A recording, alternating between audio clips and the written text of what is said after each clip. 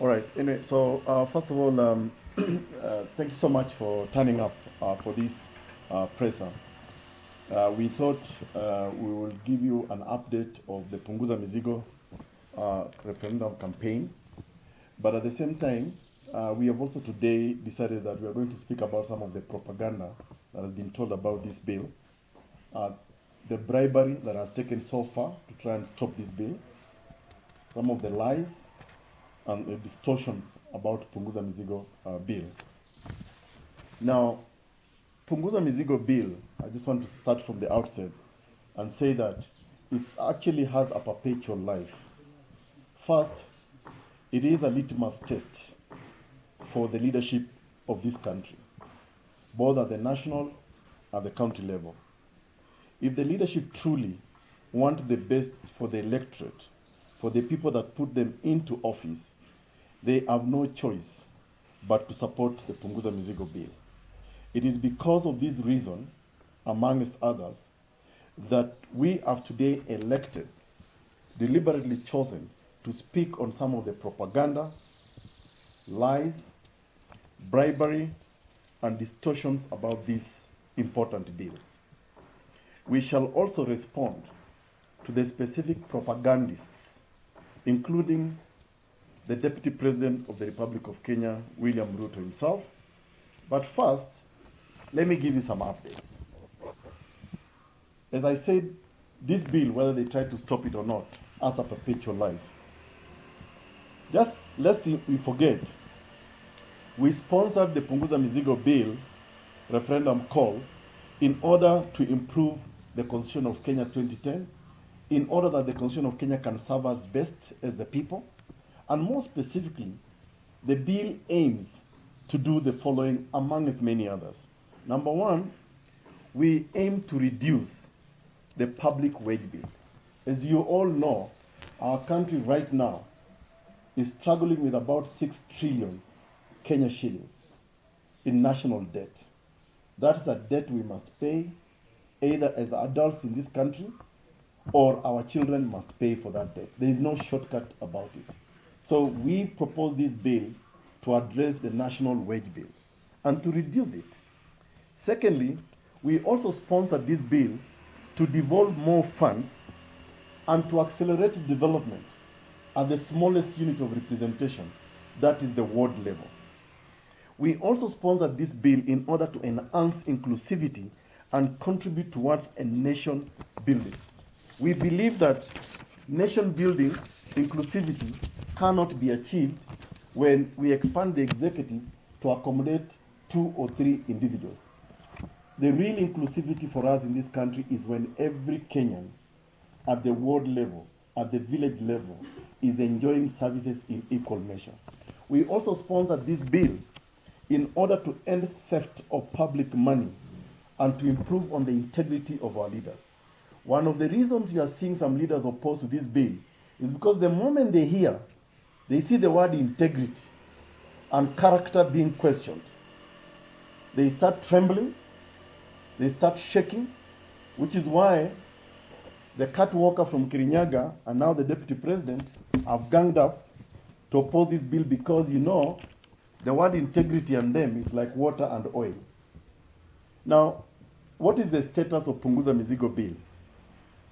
Punguza Mizigo, first of all, is not competition in politics. We are not competing with anyone politically. This is an idea from a political party that meant to enrich Kenyans.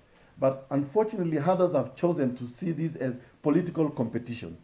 It is public policy and seeks to ensure that every Kenyan will be able to enjoy public services at their very, very doorsteps. We have visited 24 county assemblies so far. We have explained the contents of the bill to members of the county assemblies. We intend to reach as many counties as possible. And we have discovered that as soon as we speak to a county assembly, they actually agree with the proponents of Punguza Mizigo bill. Because before, they are told lies about the bill. And as soon as we speak to them, they actually see the sense in it. They see the sense, the need, why services must come to the people's doorstep. We therefore intend to reach as many counties as possible.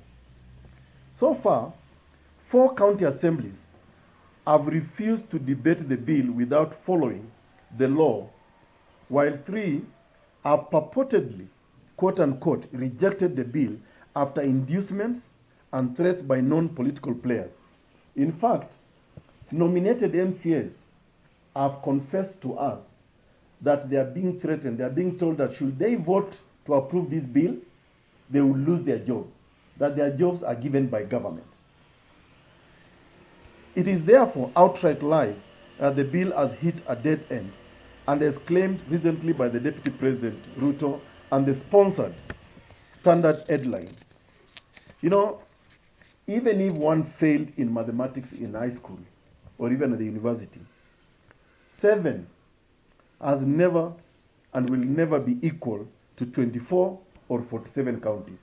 So when 7 counties make a decision, which is even wrong, how can that decision be termed as having been, as that the bill has failed? And I'm saying this because if you look at this headline, sponsored by one of your newspapers, that Aukot's Punguza Mizigo hits dead end. Just because of 7 county assemblies, 4 of them refused to debate the bill because they have introduced a technicality which is not in the constitution, then you claim the bill has hit a dead end. This is pure lie. This is pure dishonesty. And when leaders, this is really cheap journalism. You know, this is why I think this country will never change if we keep on going on by this kind of, bad manners. We are therefore shocked that a small group of insensitive leaders are out there lying in broad daylight and pouring cold water on this pro-people initiative as they pursue their usual personality cult politics.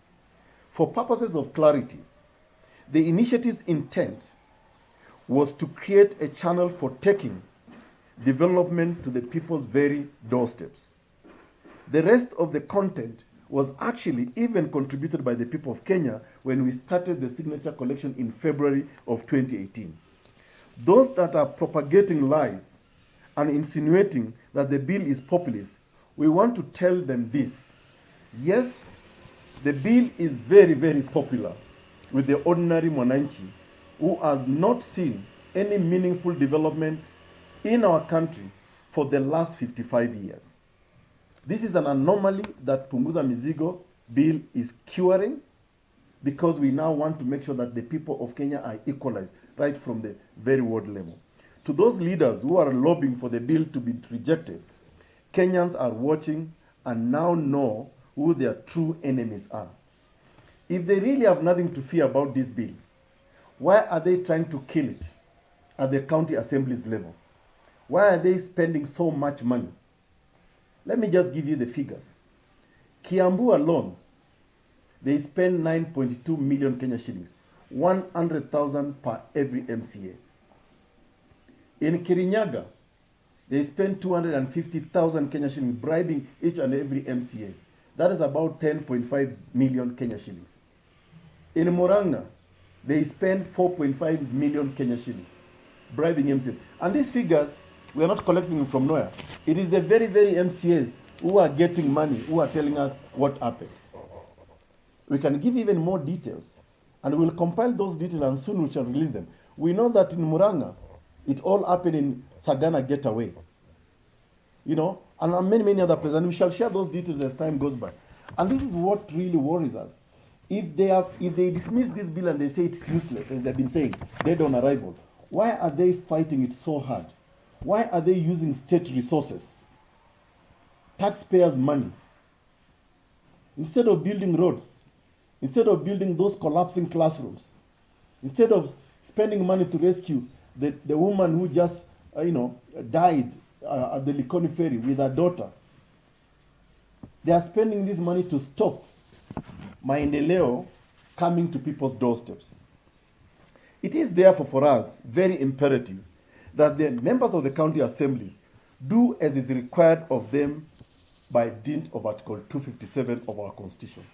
They must debate this bill, and as per the mandate given to them by Wanjiku, They should not allow themselves to be intimidated, coerced, compromised in order to satisfy the demands and assuage the fears of the opponents of the Punguza Mizigo Bill 2019, whose sole purpose is to uplift the lives of Mwananchi.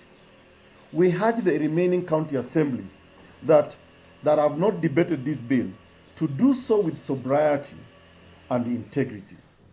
Pass it or reject it on its merits or demerits.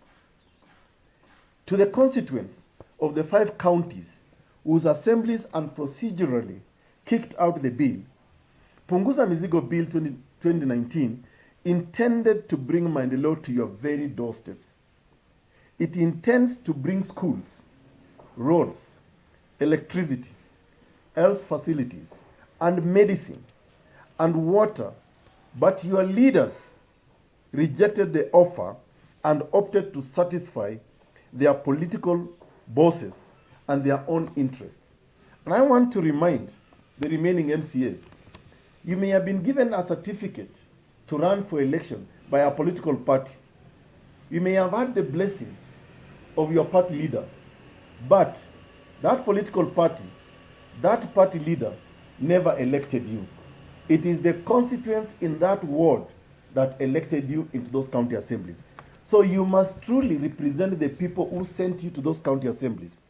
We also wish to remind MCAs of the remaining county assemblies that the positions that they hold are not permanent, but development at your wards will end the perennial suffering.